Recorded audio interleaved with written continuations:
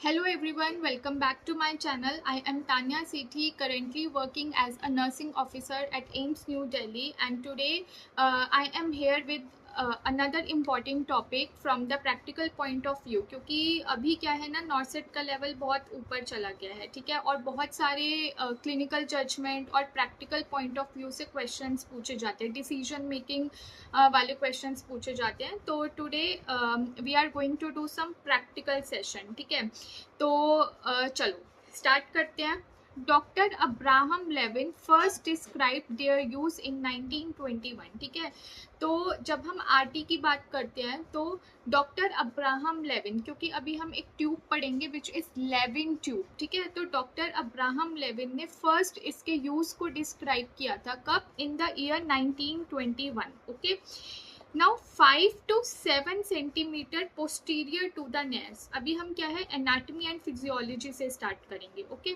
So 5 to 7 centimetre nares है मेरे, ठीक है. So posterior to the nares कितना? 5 to 7 centimetre. Nasal sinus connects to nasopharynx which is continuous with the oropharynx, ठीक है. अब देखो इस वाले डायग्राम में देखो. So this is the external nares, ठीक है. एक्सटर्नल नेयर है. एंड बैक कितना? Posterior 5 to 7 centimetre posterior to the nares we have this nasopharynx, ठीक है. And then this nasopharynx continuous with the oropharynx, ठीक है. And then this oropharynx continuous with the laryngopharynx, ठीक है. Now this laryngopharynx anteriorly it continues with the trachea which is the windpipe, and posteriorly it continues with the esophagus, ठीक है.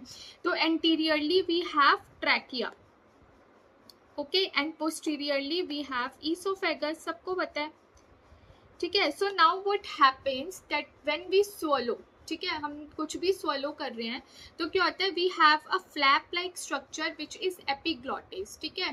तो during swallowing what happens that the larynx moves upward, है ना. Larynx क्या करेगा? Upward move करता है. And then this epiglottis covers the glottis, ठीक है. तो उसको कवर कर लेता है ग्लॉटिस को in order to prevent the entry of food into the trachea, ठीक है. जिससे क्या होगा? जो फूड है वो डायरेक्टली आपके ईसोफेगस में जाएगा. तो इसी तरह क्या होता है? When we insert the Ryle's tube, ठीक है. तो क्या राइल्स ट्यूब जब भी हम इंसर्ट कर रहे हैं तो इसकी यही एनाटमी है कि हम एक्सटर्नल नेयर से जो आरटी है उसको इंसर्ट करेंगे, ठीक है. फ्रॉम द एक्सटर्नल नेयर्स वो जाएगा नेजोफैरिंग्स में, देन टू द ओरोफैरिंग्स, देन लेरिंजोफैरिंग्स, और फिर किस में जाएगा? ईसोफेगस में जाएगा, ठीक है. चलो let's come to the indication. So what are the indications कि ऐसी कौन सी कंडीशंस हैं जहाँ पे हमें अपना आरटी ट्यूब इंसर्ट करना पड़ता है. So the first one is to administer medications, very important, ठीक है. Suppose if there is a person और a patient who is not able to take orally, है ना, या फिर वो ओरल इनटेक क्या है, टॉलरेट नहीं कर पा रहे हैं, तो उनमें क्या है, मेडिसिन हमें देनी है. तो हम कैसे मेडिसिन या फिर फीड एडमिनिस्टर करेंगे? तो with the help of this Ryle's tube, ठीक है. तो राइल्स ट्यूब के through we will administer the medicine and the nutrition who can not tolerate oral intake. Suppose कोई वुमन है जिसको हाइपर एमेसिस ग्रेविडेरम है, ठीक है, या फिर बहुत ज़्यादा नॉजिया एंड वॉमिटिंग होता है, तो उन पेशेंट्स को we can insert RT and can administer feed as well as medicines. Then second is to decompress stomach in setting of obstruction, ठीक है. तो basically we have mechanical and functional obstruction. अब भाई obstruction है तो क्या food आगे बढ़ पाएगा? नहीं बढ़ पाएगा, है ना. तो उसकी वजह से क्या होगा? It can lead to abdominal distension, regurgitation, aspiration, nausea, vomiting. So इन सभी complications को avoid करने के लिए we insert RT in order to decompress the stomach. Okay, तो second is to decompress stomach. Third is those who are at risk of aspiration, ठीक है, जो कि वेल ओरिएंटेड नहीं है, कॉन्शियस नहीं है, तो उनमें क्या है, एस्पिरेशन के रिस्क को प्रिवेंट करने के लिए हम आरटी इंसर्ट करते हैं, ठीक है. जिनको क्या है, जीआई ब्लीड है ना. सपोज जीआई ब्लीड है तो हम अपना आरटी इंसर्ट करेंगे एंड देन उस आरटी से क्या करेंगे, we will connect the drainage bag in order to drain that blood.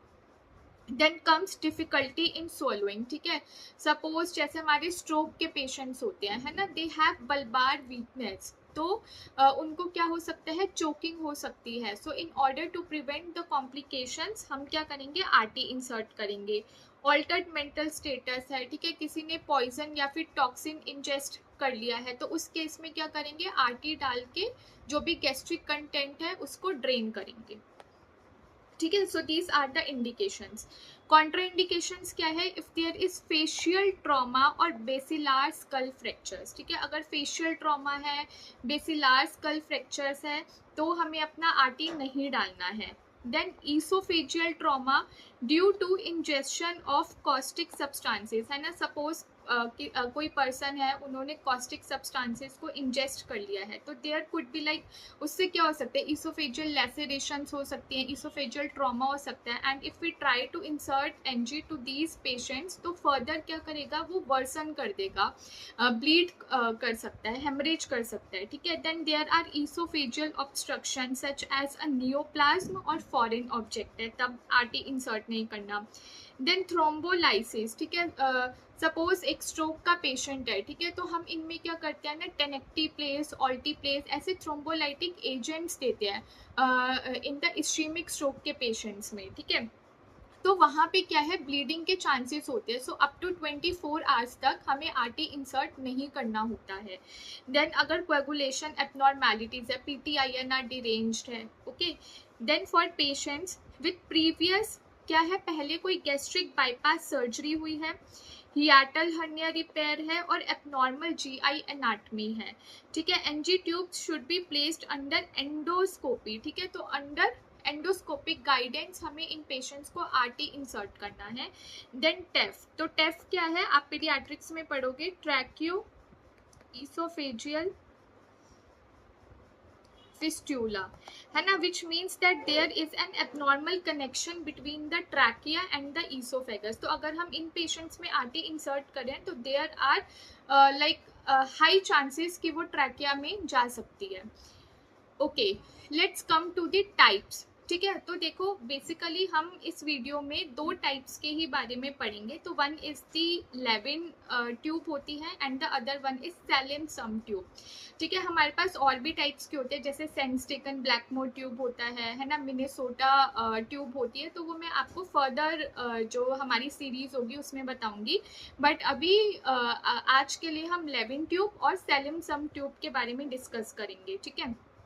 तो फर्स्ट ऑफ ऑल इन जो आरटी ट्यूब्स हैं इनकी यूजुअल लेंथ कितनी होती है, ठीक है, तो that is from 105 centimetres to 120 centimetres, okay. And इनमें क्या होता है ना कि आरटी ट्यूब में देयर आर मार्किंग्स होती हैं। तो मार्किंग्स कहाँ कहाँ पे होती है, 1 सेकेंड, इसको लिख लो, 40 centimetre. 40 centimetre means that the tube is at cardio oesophageal junction, okay. 40 centimetre का क्या मतलब है कि जो ट्यूब है वो अभी कहाँ पे प्रेजेंट है, एट कार्डियो ईसोफेजियल जंक्शन पे है, ठीक है।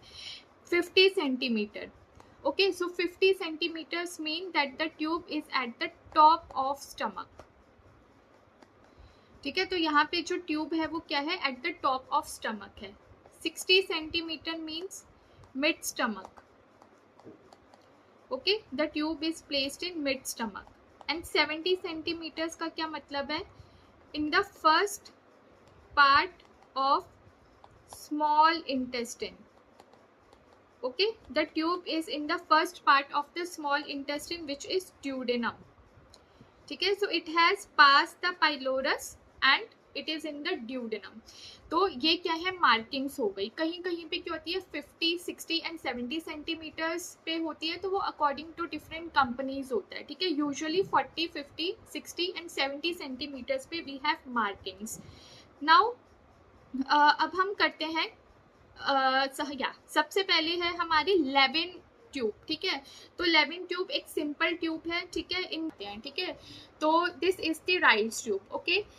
So this one is the 12 French की ट्यूब है, ठीक है। इसका कलर क्या है, वाइट है, 12 फ्रेंच की ट्यूब है। And you can see that this is the distal end of the tube, जो कि कहाँ पे जाएगा, स्टमक में जाएगा, है ना. And it at the distal end there is radio opaque one, है ना, रेडियो ओपेक मटेरियल है. And you can see here that these are the lateral eyes. So we have 4 lateral eyes at the distal and.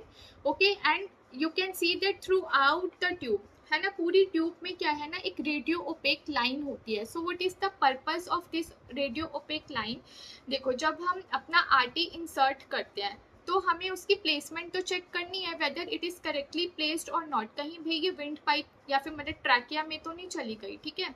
तो इसकी placement को check करने के लिए क्या करते हैं, हम एक्सरे करते हैं. अभी मैं आपको बताऊंगी कौन कौन से मेथड्स होते हैं जिससे हम अपनी आरटी जो प्लेसमेंट है वो करेक्ट है या फिर नहीं है उसको चेक करते हैं, ठीक है. तो with the help of this radio opaque line we can check whether the RT is correctly placed or not. Okay, and then जो मैं आपको मार्किंग्स का बता रही थी which is present at 40, 50, 60, 70 centimetre. तो you can see here that, है ना, ब्लैक मार्किंग्स है. देखो, ब्लैक मार्किंग्स है, ठीक है. तो ये 40, 50, 60, 70 सेंटीमीटर्स पे होती है. And here you can see that it comes with the cap, है ना. इसको हम अलग कर सकते हैं. तो कैप होती है और यहाँ पे क्या करते हैं ना, हम अपना 50 ml जो सीरिंज है उसको कनेक्ट करते हैं and through that syringe we administer medicine और फीड, ठीक है. तो फीड देते हैं हम. The next one is the Salem sump tube, ठीक है. सो सैलिम सम्प ट्यूब देखो अब क्या है हमारा, इसके ये क्या है ना, डबल ल्यूमेन होती है. डबल ल्यूमेन, देखो जो 11 थी जो हमने अभी पढ़ी वो सिंगल ल्यूमेन है, ठीक है. And this Salem sump tube is a double lumen tube होती है. Here you can see that it comes with the air vent, ठीक है. एक पार्ट क्या है, इसका एयर वेंट है, ठीक है. एंड दूसरा पार्ट क्या है, लार्ज ल्यूमेन है for suctioning of gastric contents, ठीक है. जब हमें अपने गैस्ट्रिक कंटेंट्स को सक्शन करना है तो लार्ज ल्यूमेन है for suctioning of gastric content. और एक पार्ट क्या है हमारा, एयर वेंट वाला पार्ट है. देखो अब क्या है कि सपोज एक पर्सन है and we want to decompress the stomach because there is mechanical obstruction, ठीक है.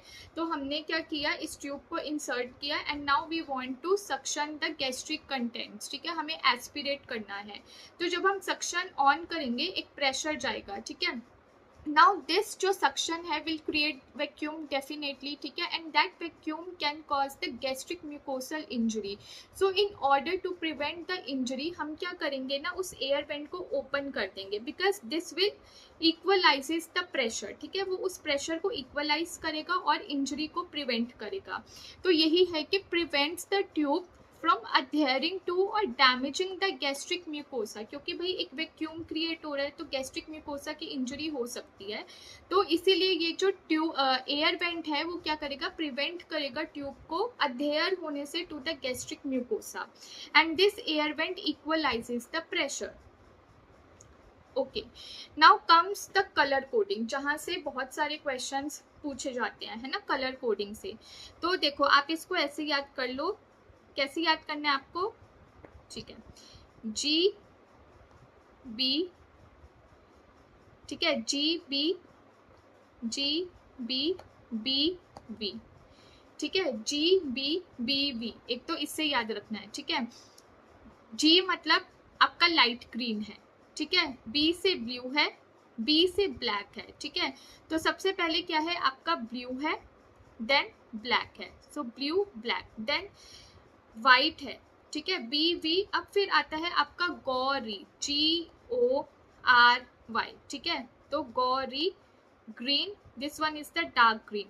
Okay, O stands for orange, red stands for red, sorry, R stands for red and Y stands for yellow. Okay, देखो अभी ना जो हम adult में use करते हैं वो इन्हीं में से होता है, ग्रीन ऑरेंज रेड में से ही कोई ट्यूब होती है, ठीक है. तो इसमें से फ्रिक्वेंटली पूछा जाता है. गौरी निमोनिक याद करना है, GBBV, ठीक है. Green blue black white, then gory green orange red yellow. Okay, तो ये वाले आपको याद रखना है.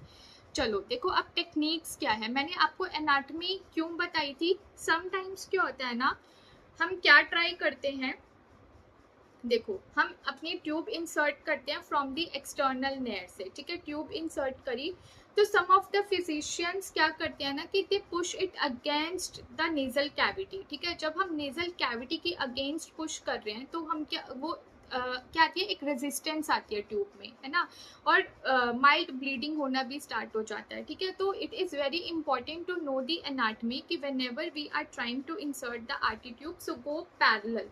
मतलब हमें क्या करना है ना, ऐसे अपवर्ड पुश नहीं करना है, अपवर्ड नहीं जाना है, हमें पैरेलल जाना है, floor of the nasal cavity के पैरेलल जाना है। ओके, तो यहाँ पे यही दिखाया है कि this is the nasogastric tube, ठीक है। तो आपको क्या करना है, अपवर्ड पुश नहीं करना, you have to go parallelly and then downward, ठीक है। फिर क्या करना है, डाउनवर्ड जाना है। And if the patient is like conscious है, वेल ओरिएंटेड है, तो we can ask the patient to have a sip of water. इससे क्या होगा, swallowing होगा and it facilitates the easy insertion of the artery, right. Then comes the next, ठीक है।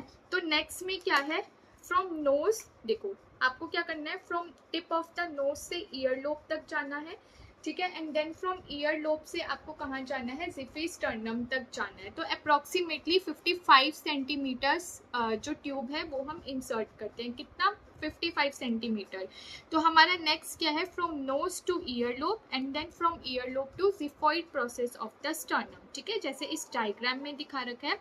Tip of the nose to the ear lobe, from ear lobe to the xiphoid process of the sternum, ठीक है। अब आता है कि हम कौन सी पोजीशन देंगे वाइल इंसर्टिंग आरटी, ठीक है। So we are inserting the RT, तो ड्यूरिंग द इंसर्शन कौन सी हमें पोजीशन देनी है, तो ये पोजीशन होती है हमारी Fowler's position, okay, Fowler's position. So basically high Fowler's position देते हैं 45 to 90 degree with head slightly flexed, okay. तो जो हेड है वो क्या होना चाहिए, स्लाइटली फ्लेक्स्ड होना चाहिए। देखो जब हम क्या कर रहे हैं, अपनी आरटी इंसर्ट कर रहे हैं, तो जो हेड है, हम क्या है, we are in an upright position, ठीक है, इरेक्ट पोजीशन में है, वी आर इंसर्टिंग। तो हमें पेशेंट को बोलना है कि थोड़ा सा हेड स्लाइटली क्या करे, वो फ्लेक्स करे, because it facilitates the easy insertion, ठीक है, क्योंकि अपनी एनाटमी वैसे बन जाती है, तो which facilitates the easy insertion of the Ryle's tube, ठीक है। और जब हमें फीड देना है, ड्यूरिंग फीडिंग कौन सी पोजीशन दे सकते हैं, सेमी फाउलर्स, ठीक है। Semi Fowler's means 35 to 45 degree, okay, semi Fowler's दे सकते हैं।